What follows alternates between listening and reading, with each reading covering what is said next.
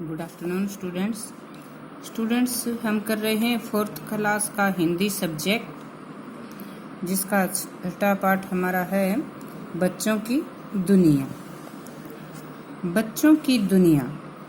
इस पाठ में बाल भवन में रहने वाली एक लड़की गीता अपनी छोटी बहन को पत्र लिखकर अपनी छोटी बहन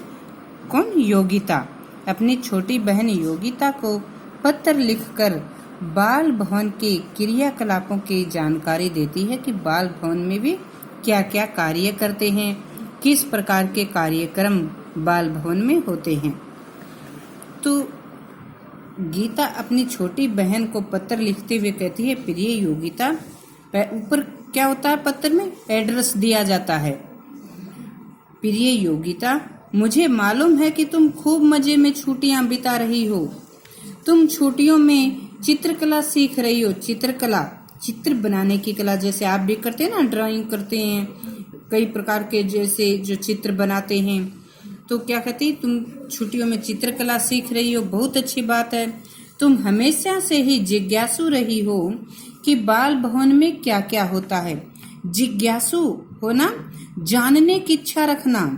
योगिता हमेशा ये जानना चाहती थी कि उसकी बड़ी बहन गीता जो बाल भवन में रह रही है, वहां पर वे क्या क्या काम करते हैं। तो जिज्ञासु होना, जानने की इच्छा रखना।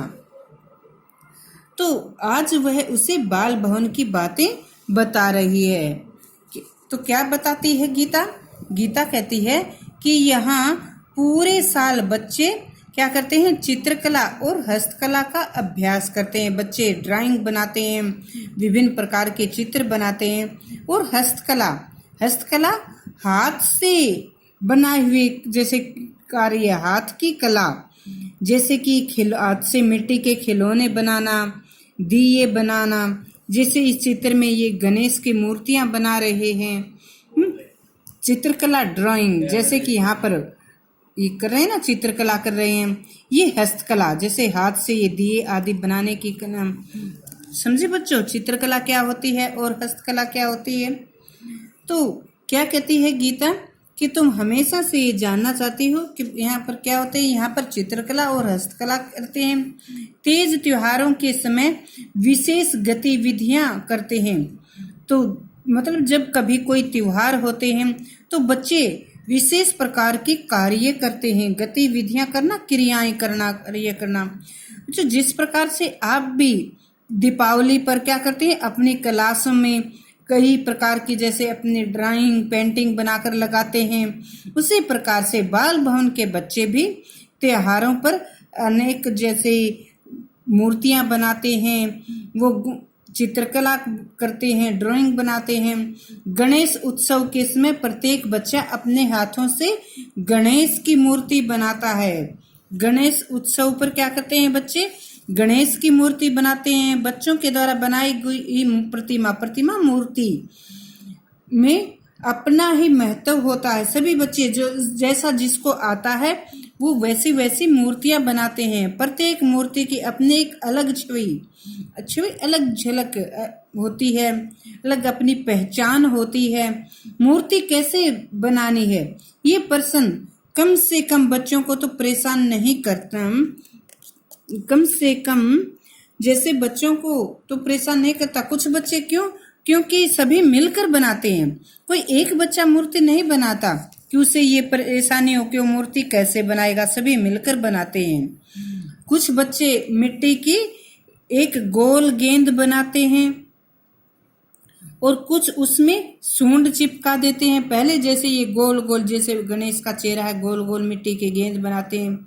कुछ इसकी सूंड बनाकर लगा देते हैं। सभी मिलकर बनाते हैं। तो सभी अपनी उम्र और अपने कौशल्य के हिसाब से जैसे कार्य करते हैं, अपने अपने उम्र और कुशलता के अनुसार।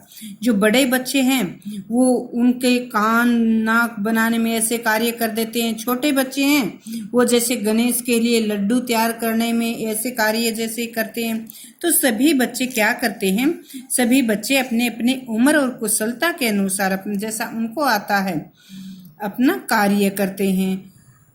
बच्चे नाक मुंह पैर लड्डू आदि जोड़ते हैं।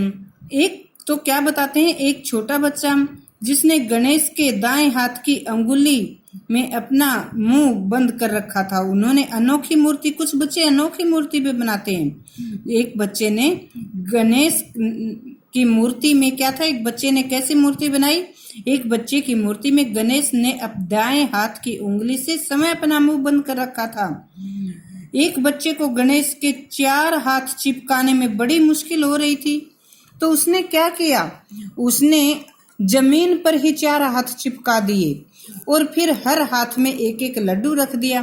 तो इस प्रकार से बच्चे अपने जैसा कि उनको आता है, अपनी दक्षता के, अपनी कुशलता के अनुसार मूर्ति बनाते हैं। बड़ी अनोखी मूर्तियां भी ये बना देते हैं, बड़ी सरलता से अपना हल जैसे निकाल लेते हैं कि ऐसे नहीं होता तो चलो ऐसे कर देते हैं। और बच्चे क्या करते हैं, जो जन्माष्टमी होता है, जन्माष्टमी पर कृष्ण का जन्म होता है ना बच्चों, तो कृष्ण को आपको पता है ना, कृष्ण माखन चोरते थे, दही हांडी जो ऊपर लगी हुई हांडी से माखन निकाल कर खाते थे।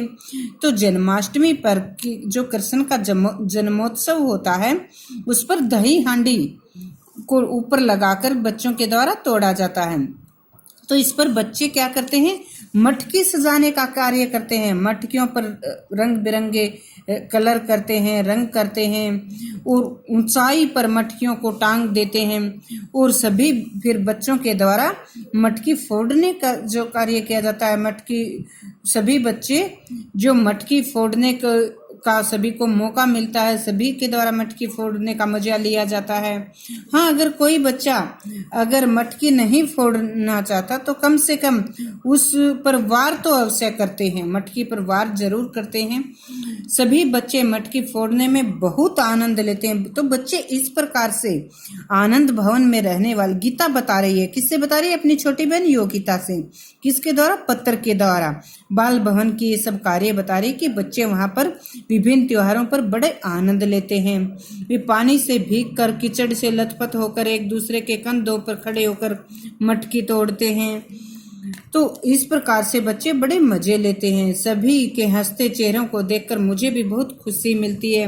दीपावली पर बच्चों के द्वारा, जैसे यहाँ पर बच्चे रंग बिरंगे दिए तैयार कर रहे हैं ना, तो दीपावली पर क्या की जाती है, उनको सजाया जाता है, जो दिए होते हैं उनको रंगा जाता है, रंगोली बनाई जाती है। रंगोली बच्चों फर्श के ऊपर जैसे जो पेंटिंग बनाई जाती है, ग्रीटिंग कार्ड तैयार किए जाते हैं, मोमबत्ती बनाने आदि का कार्य बच्चे खुद ही करते हैं। और बड़े बड़े लोगों के त्योहारों में भी कोई नवीनता भले ही न हो, तो बच्चों कई बार क्या होता है, बच्चों में त्योहारों के लिए बच्चे ज्यादा उत्साहित होते हैं, बच्चों में ज्यादा उमंग होती है कि ये करेंगे आगे। बहुत दिन पहले से ही त्योहार का चाव हो जाता है कि इस पर ये करेंगे, ये करेंगे। बड़ों से ज्यादा उत्साहित बच्चे होते हैं। तो क्या कहते हैं, त्योहारों को लेकर नवीनता भले ही बड़ों में न हो, लेकिन बच्चे हर साल त्योहार का नया रंग लेकर आते हैं। अलग अलग प्रकार से नए नए ढंग से नई नई योजनाएं बनाकर त्योहारों का लुत्फ उठाते हैं, मजा लेते हैं। तुम भी तो हर त्योहार पर कुछ न कुछ नया करती रहती हो। मम्मी पापा को नमस्ते कहना, मोनू को मेरी तरफ से ढेर सारा प्यार देना। मोनू कौन है, गीता और योगिता का भाई। एक बढ़िया चित्र बनाकर मेरे लिए भेजना, तुम्हारी दीदी गीता। तो ये क्या था बच्चों, ये गीता का अपनी छोटी बहन योगिता को पत्र था, जिसमें उसने बाल भवन में होने वाले क्रियाकलापों और कार्यक्रमों के बारे में बताया है।